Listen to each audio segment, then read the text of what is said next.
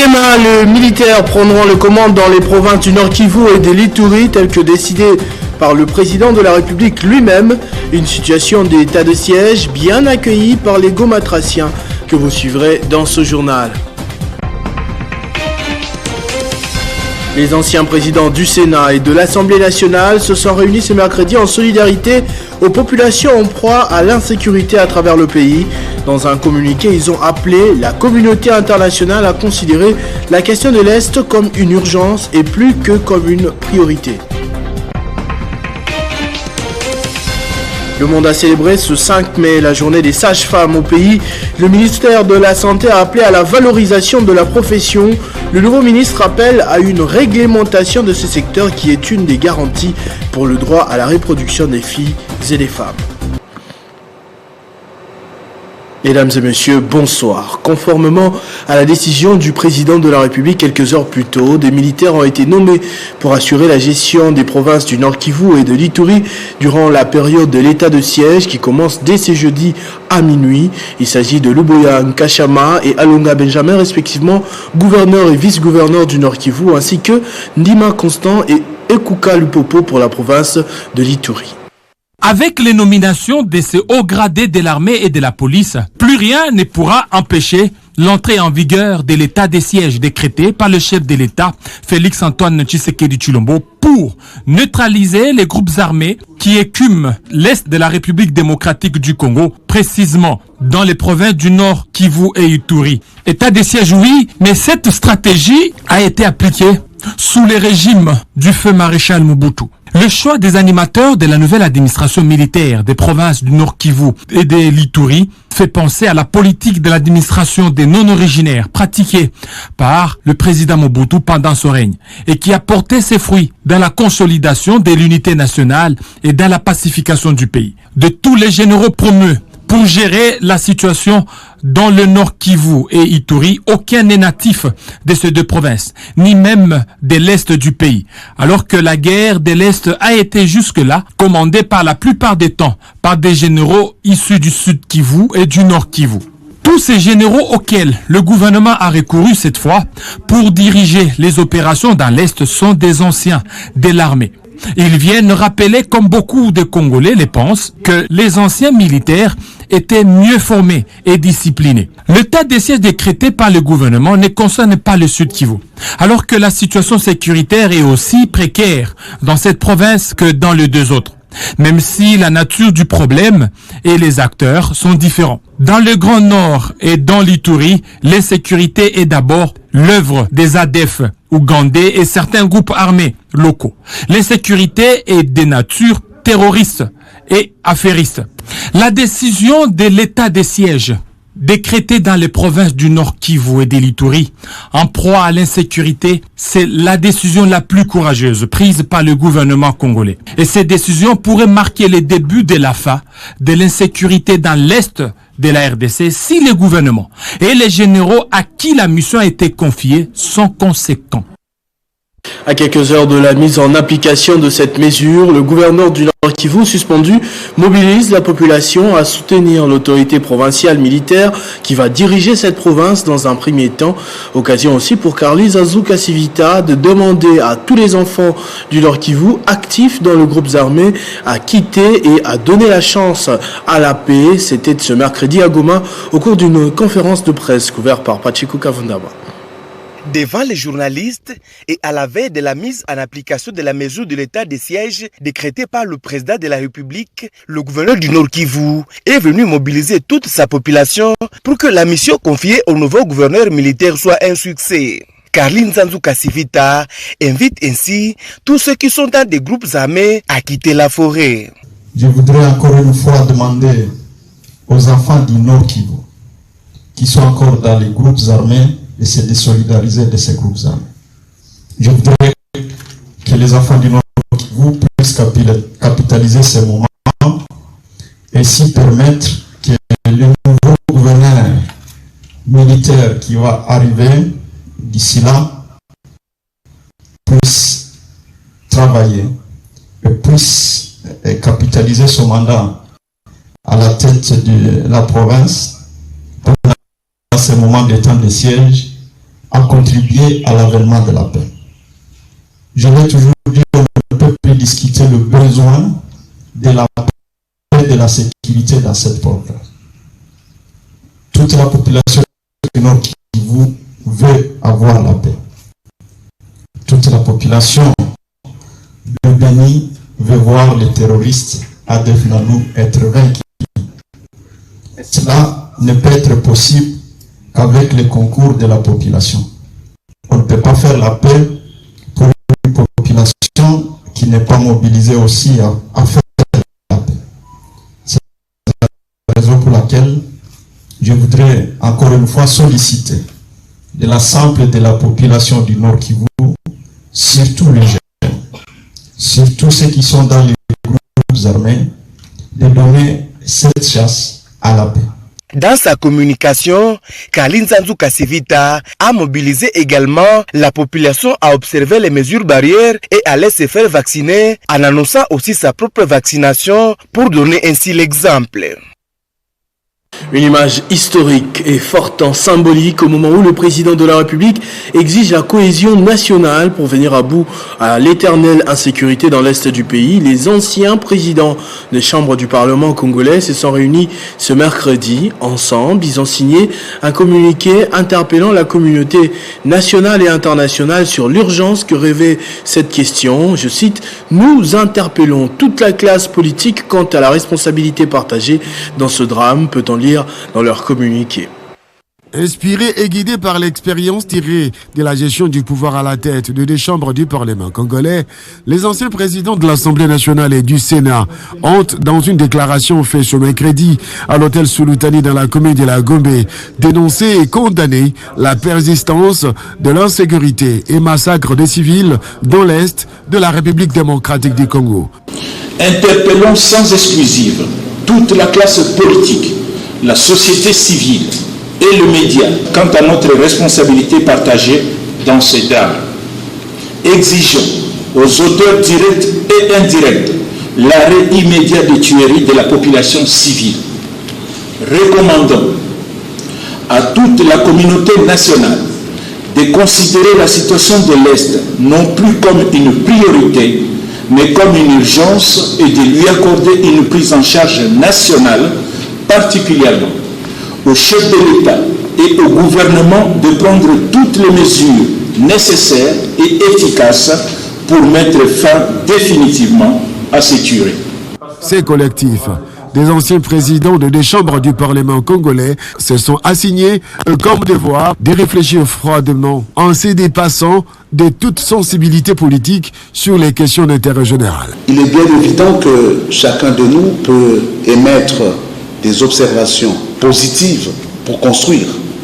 Quant à ce qui concerne la procédure d'enclenchement d'un état de siège, quant à l'opportunité de tel ou tel autre aspect de l'état de siège, notamment le fait que les compétences pénales des juridictions des droits communs pourraient revenir aux juridictions militaires. Mais tel n'est pas l'objectif du collectif des présidents des chambres. En républicain, les collectifs des anciens présidents des deux chambres du Parlement congolais existent bel et bien. Et la déclaration faite ce mercredi démontre leur attachement à la paix et à la sécurité, éléments nécessaires pour tout développement. Les problèmes qui bloquent le développement de la province du Sud Kivu, notamment l'insécurité à travers l'installation des barrières dans chaque territoire de province, l'enclavement, la désobéissance fiscale, précisément à Fizi et Uvira, ont été exposés au président du Sénat par le caucus de députés du Sud Kivu au cours d'une audience ce mercredi au Palais du Peuple.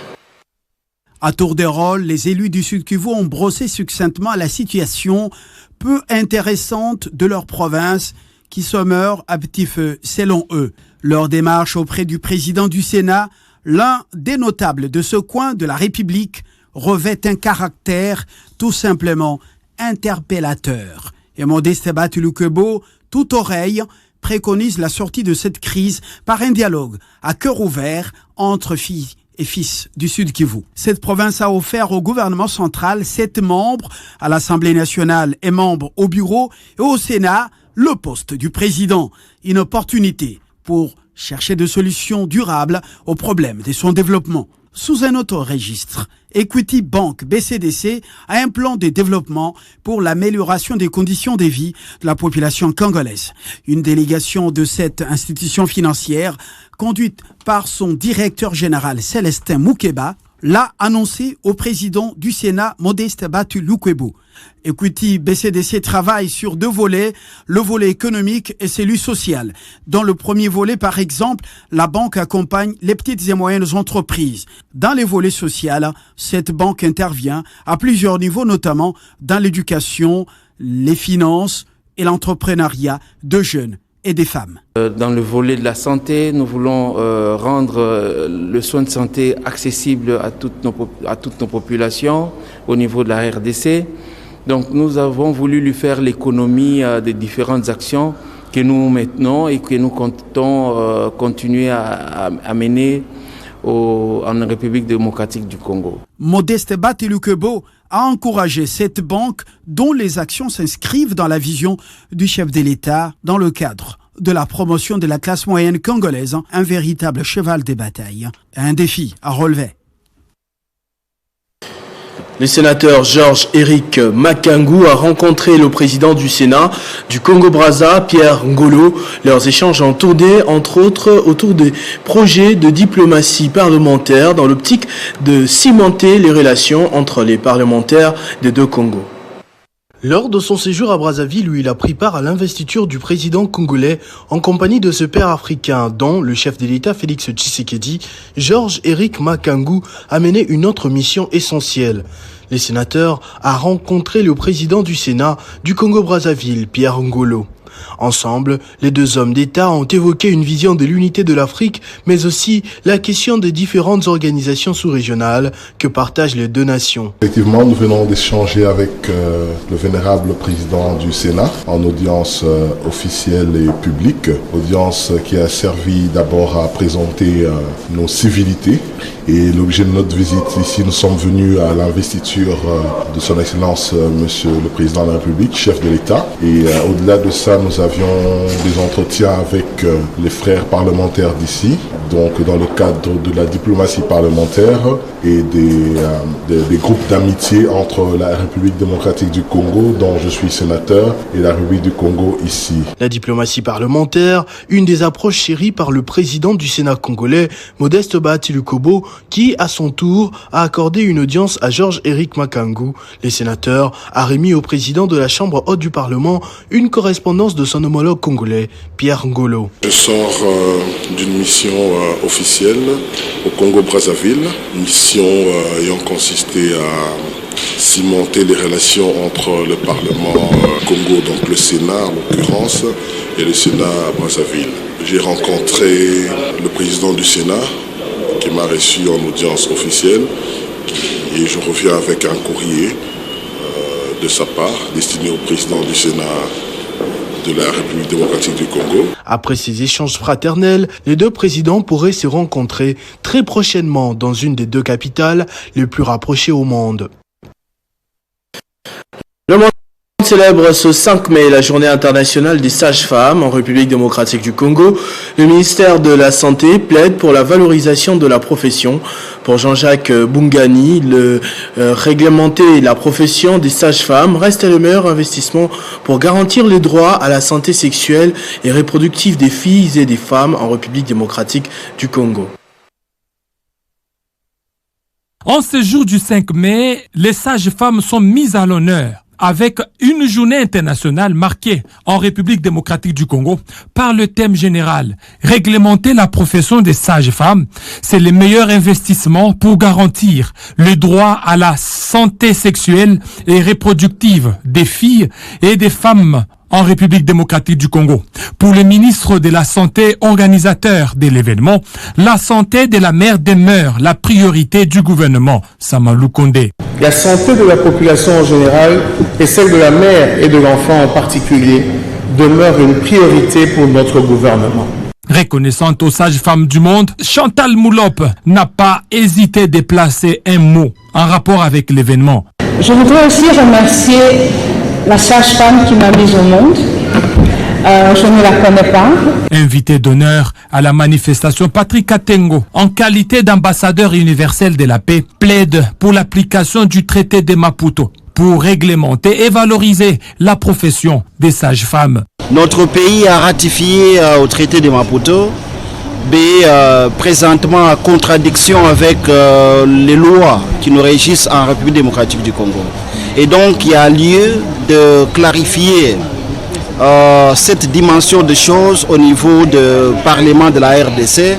La journée internationale des sages-femmes a été instaurée par l'Organisation mondiale de la santé en 1992. Voici maintenant 19 ans que cette journée est célébrée tous les 5 mai, de reconnaître les efforts consentis par ces sages-femmes qui aident à accoucher.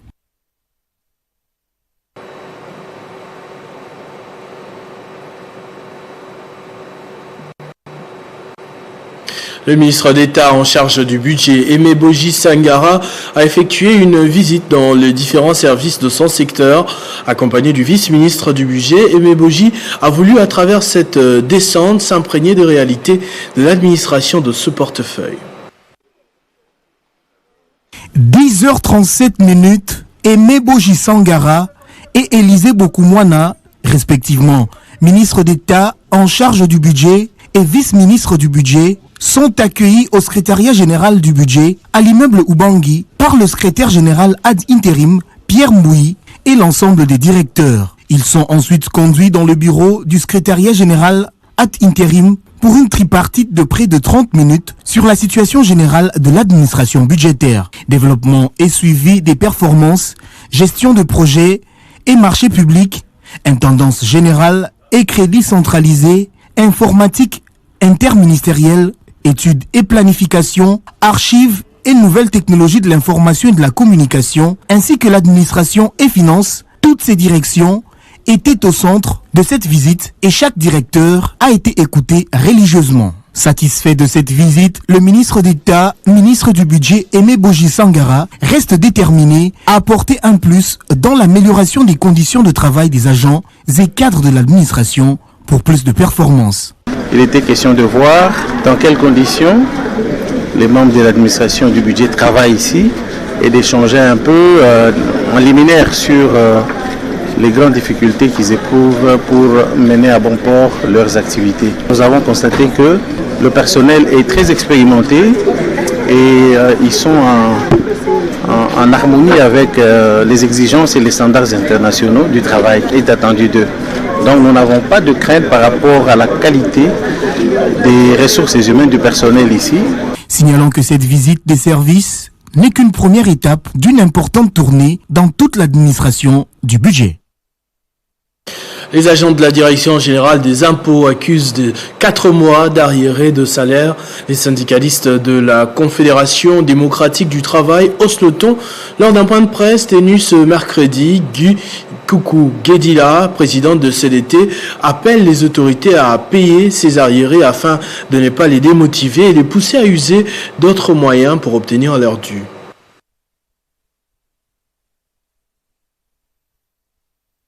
Devant la presse, le président de la Confédération démocratique du travail, un syndicat majoritaire à la DGI, n'a pas emprunté le dos de la cuillère. Pour son président Guy Coucou Guedila, l'État doit payer les 4 mois d'arriérés, surtout que l'argent est là. Pour le mois d'avril, le gouvernement avait assigné 637 milliards de francs congolais à la DGI. Mais pour les grandes entreprises seulement, la DGI vient de réaliser 1100 milliards de francs congolais.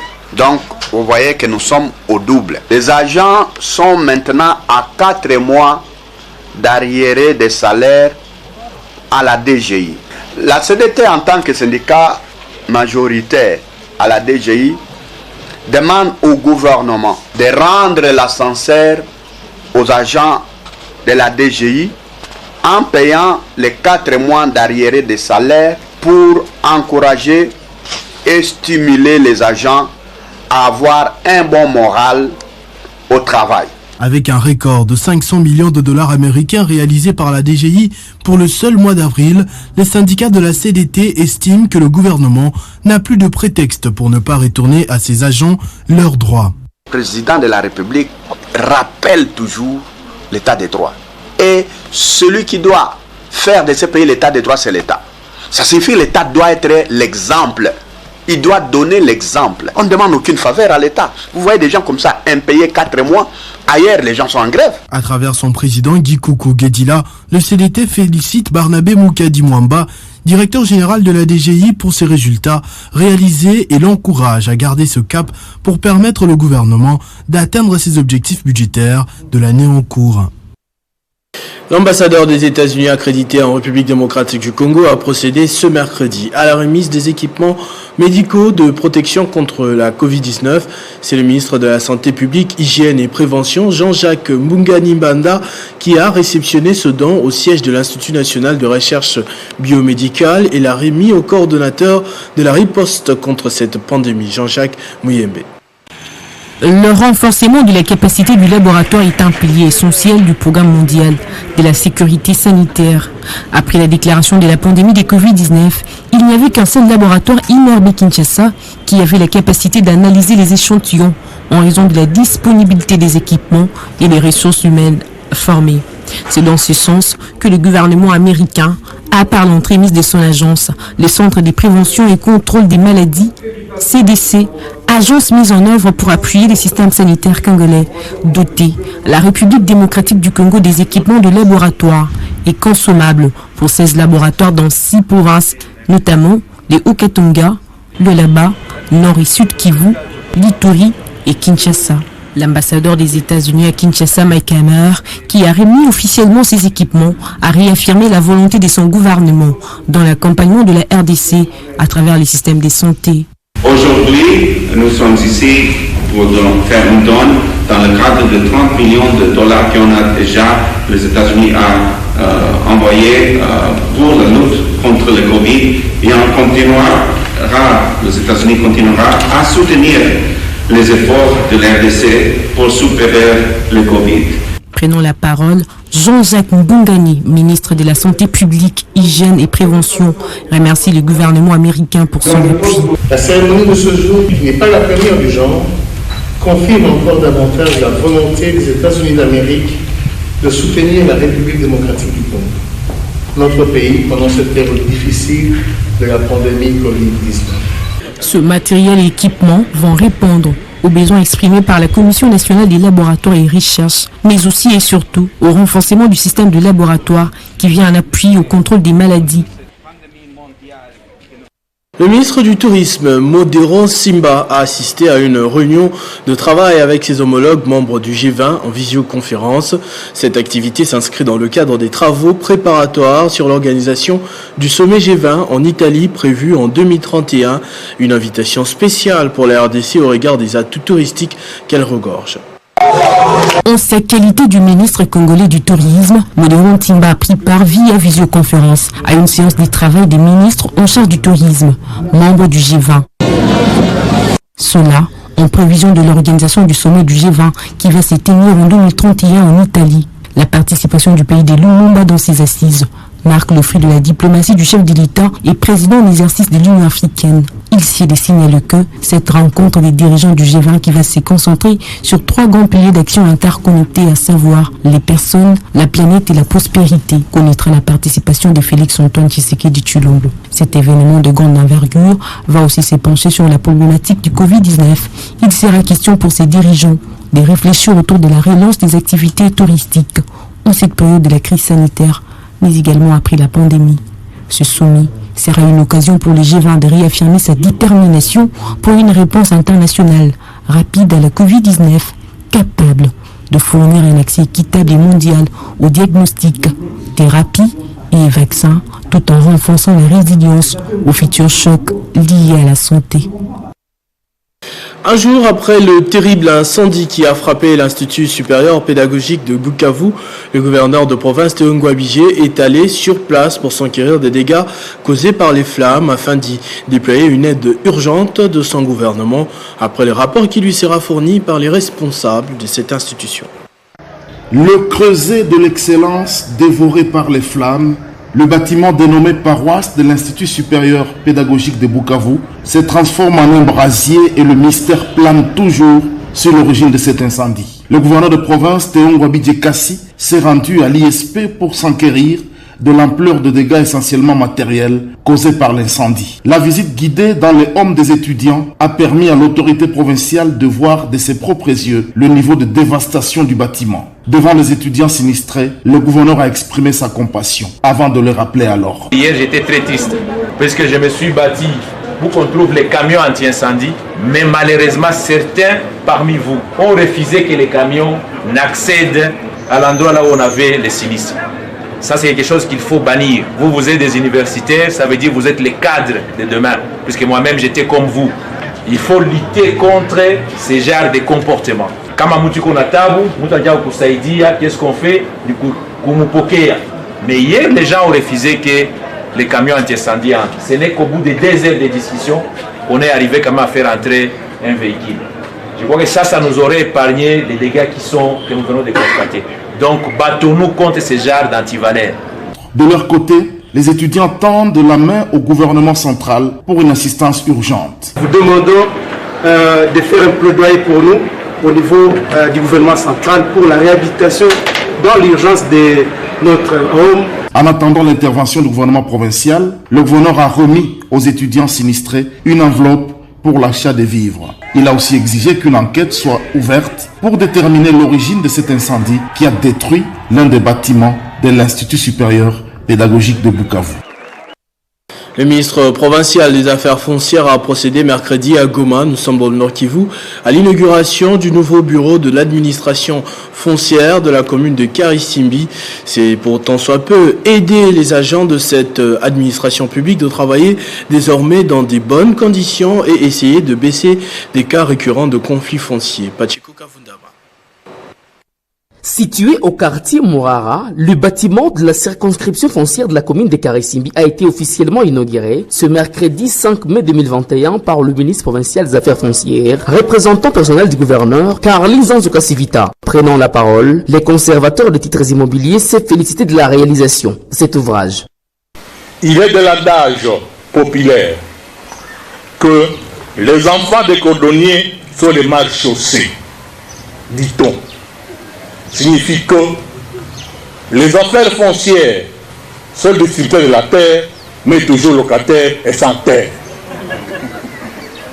Ce jour, cet adage vient d'être brisé.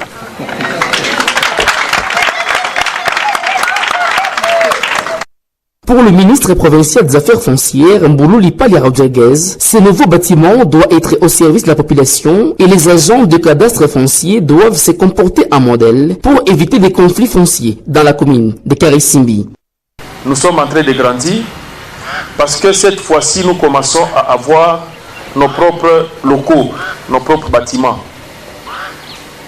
Je crois que vos collègues vont imiter aussi cette façon de faire parce que nous voulons étendre cette bonne initiative sur toute l'étendue de la province. Nous voulons que toutes les circos soient dotés de bâtiments propres. Nos attitudes, nos comportements sont souvent décriés par les assujettis.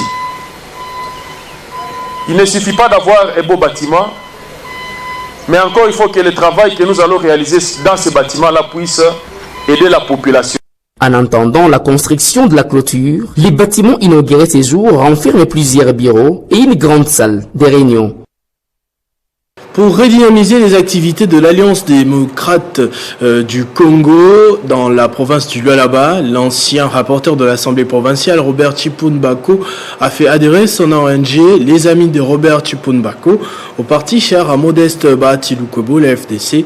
Nous sommes au Lualaba.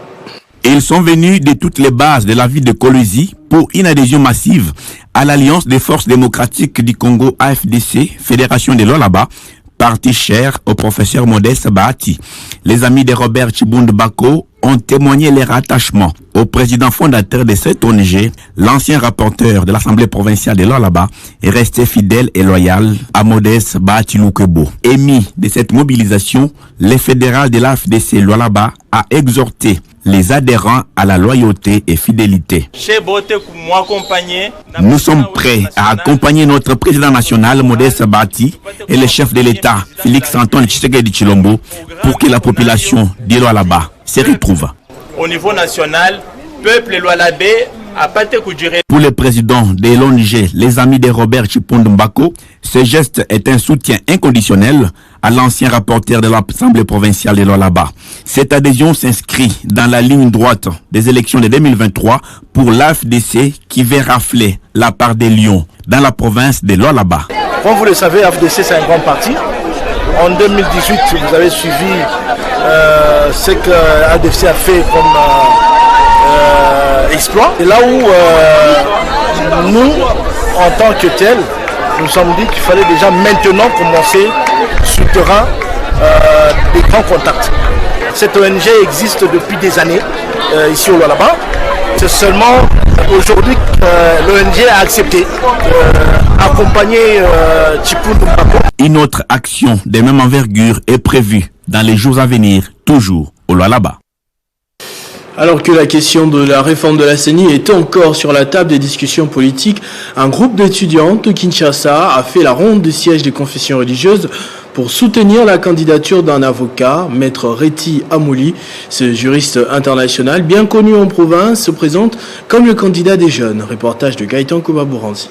La course à la tête de la commission électorale est bien lancée pour ces jeunes étudiants de Kinshasa qui ne jurent que par une CENI crédible et indépendante.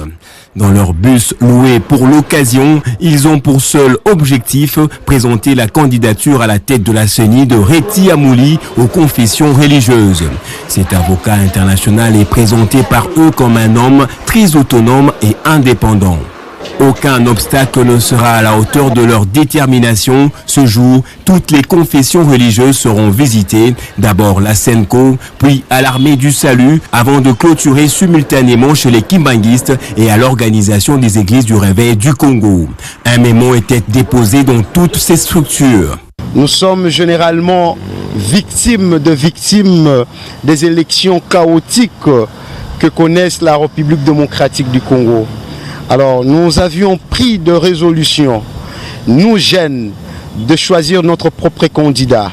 Nous avions déposé notre mémo à toutes les confessions religieuses, puis nous avions fini par les églises de réveil.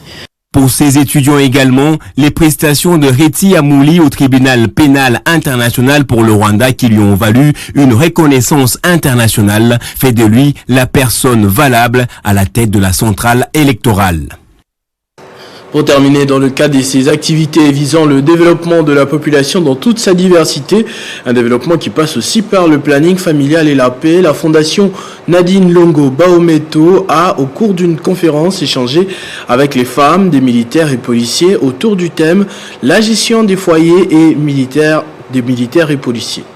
Motivés par les tueries et viols des femmes dans l'est du pays, dont la plupart sont aussi des femmes des militaires, et la précarité des conditions de vie dans des camps militaires, Nadine Longo Baometo, présidente de la fondation qui porte son nom, rassemble ces femmes autour d'un échange. Par elle, j'ai passé à la souffrance de nos mamans qui habitent de différents camps militaires et qui subissent des tortures par les comportements de leurs enfants ici dans la capitale congolaise. Souciée du sort de cette femme, j'ai décidé de les rassembler autour de cet échange. Notre combat de femmes se fera éteindre à tous les niveaux de la vie. Je déclare ouvert cette cérémonie. La gestion des foyers et la planification familiale sont là les deux axes principaux autour du grand thème, la gestion des foyers des femmes des militaires et policiers. À la coordinatrice de cette conférence de féliciter la FONALBA, Raïssa Kitabe encourage également les femmes des militaires. Pour moi, vous les femmes des militaires, vous êtes très fortes et même les plus fortes. Puisqu'avec le moyen de bord, vous arrivez à scolariser vos enfants, à les éduquer, à les nourrir. Maman Nadine Longo Baometo continue ainsi avec ses œuvres pour le bien-être de la population en général. Avec comme domaine d'action l'éducation, la santé et l'agriculture, la Fondation Nadine Longo Baometo continue à lutter pour le développement de la population congolaise à travers ses différentes actions. Ce journal est terminé, je vous en rappelle tout de suite les principaux titres. Dès demain, les militaires prendront les commandes dans les provinces du Nord Kivu et de l'Ituri, tel que décidé par le président de la République lui-même. Une situation d'état de siège bien accueillie par les Gomatraciens. Les anciens présidents du Sénat et de l'Assemblée nationale se sont réunis ce mercredi en solidarité aux populations en proie à l'insécurité à travers le pays. Dans un communiqué, ils ont appelé la communauté internationale à considérer la question de l'Est comme une urgence. Le monde a célébré ce 5 mai la journée des sages-femmes au pays. Le ministère de la Santé a appelé à la valorisation de la profession. Le nouveau ministre a une réglementation de ces secteurs qui est une des garanties pour le droit à la reproduction. Merci de votre attention soutenue. Restez fidèles au programme de votre chaîne Télé 50. Vivez heureux, vivez 100 ans.